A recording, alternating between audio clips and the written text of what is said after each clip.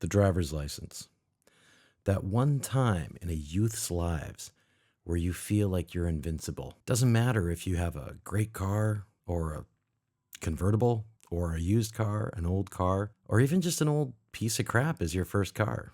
In my case, my first car was a 1971 Super Beetle, which I absolutely loved. I got it when I was 16, before I even got my license. In fact, I didn't get my license till I was 18. And so I had plenty of time to work on it. And you know how things go. You customize cars. So I started with the car. Then I changed the stereo. Then I changed the wheels to some 8-spoke MPs.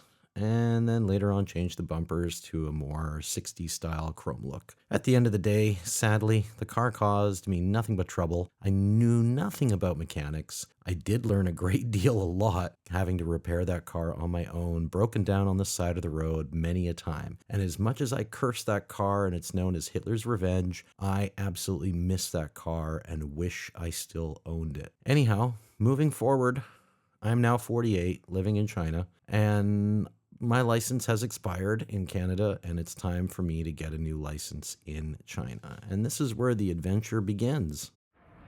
She looks like she's pumped and ready to do her exam. I just got fear. I hate exams. It's not the driving exam, not the physical driving exam. If it was the physical, no problem. I got no problem doing that. It's the theory. It's the computer test. And in China, there's 100 questions on the computer. You have to have a minimum of 90% correct.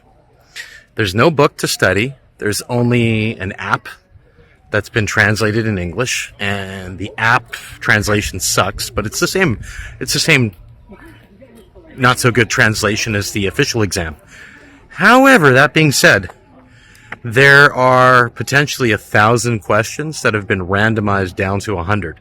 So basically, I have to practice taking the 1,000 question test through the app. But there's no way for me to know the correct answer. I mean, some things are obviously common sense.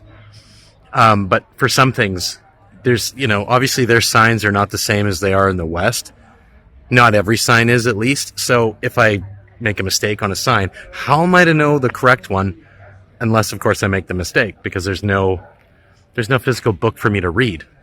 Right? So, anyhow, I hate tests, and it's a pretty steep curve. 90%. I can't remember what it was in Canada. 70, 75? Anyhow. So I failed. Yeah, it's a pretty steep bar, man. 90%. So I got 80% the first time. I was pretty pleased with myself.